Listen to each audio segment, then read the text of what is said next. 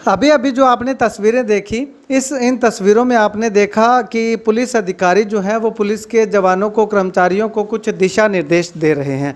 दरअसल ये अधिकारी हिसार रेंज के आईजी साहब हैं, जिन्होंने ऐलनाबाद उपचुनाव के मद्देनज़र ऐलनाबाद विधानसभा के कुछ गाँव का और पुलिस चौकियों का, पुलिस थानों का निरीक्षण किया। यहाँ निरीक्षण करने के बाद ये सुनिश्चित किया गया कि कौन कौन से गाँव को सेंसिटिव जोन में रखा जाए और कौन कौन से गाँव को हाई सेंसिटिव जोन में रखा जाए, यानी कि किस गांव के अंदर कितनी फोर्स की जो तैनाती की जाए ताकि चुनाव में किसी तरह की अशांति ना फैले।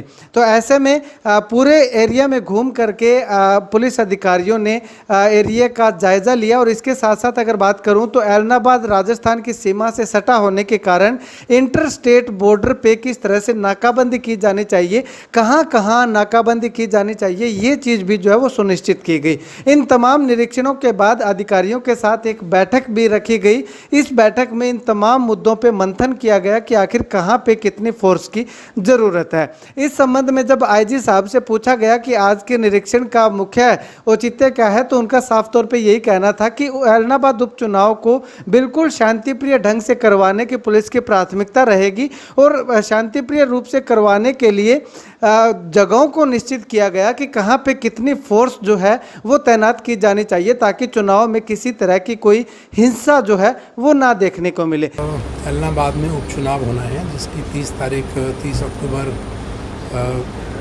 की डेट निर्धारित की गई है।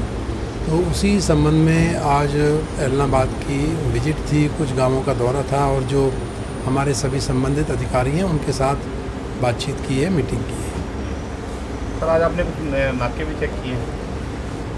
क्योंकि ऐलनाबाद जो कॉन्स्टिट्यूंसी है वो हमारे उससे इंटरस्टेट बॉर्डर हमारा लगता है राजस्थान का ख़ास तौर से, तो उसमें हमारे किन पॉइंट्स पे हमने नाके लगाने हैं, किन पॉइंट्स को हमने मॉनिटर करना है, वो पॉइंट्स भी हमने देखे हैं। तो ये तमाम जो बातें हैं ये इसी उपचुनाव की तैयारी का हिस्सा है। तो सेंसिटिव पॉइंट्स भी है सर? सेंसिटिव पॉइंट्स हैं सर्टेनली और हाइपर सेंसिटिव पॉइंट्स भी हैं। वो कुछ आइडेंटिफाई हो गए हैं, बाकी कुछ आइडेंटिफाई हमारे अधिकारी कर रहे हैं। वो गांव-गांव बूथ वाइज विलेज विजिट करेंगे और उसके बाद उनकी मैपिंग करेंगे विलेजेस की। डिप्लॉयमेंट भी हुई है जी?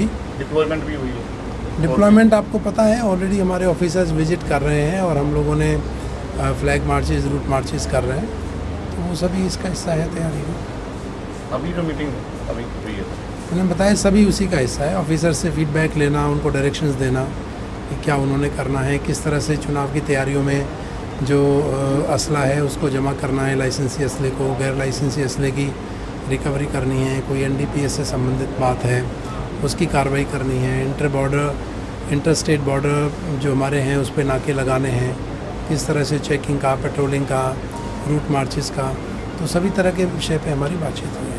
सर जो कॉमन पीपल है, जो आम वोटर है, उनमें एक भय बना हुआ है कि इस बार हिंसा हो सकती है इलेक्शन में, तो उसको हम कैसे अश्योर? नहीं, ऐसे आप पता नहीं किस आधार पे कह रहे हो। ऐसा मेरी आपसे रिक्वेस्ट है कि ऐसा कोई बात, ऐसा कोई स्प्रेड ना करने की आप कोशिश करें, ना ऐसी कोई बात है।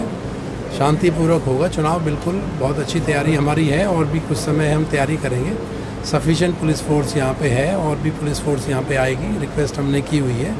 तो बिल्कुल शांति से फ्री एंड फेयर हम लोग इलेक्शन संपन्न कराएंगे।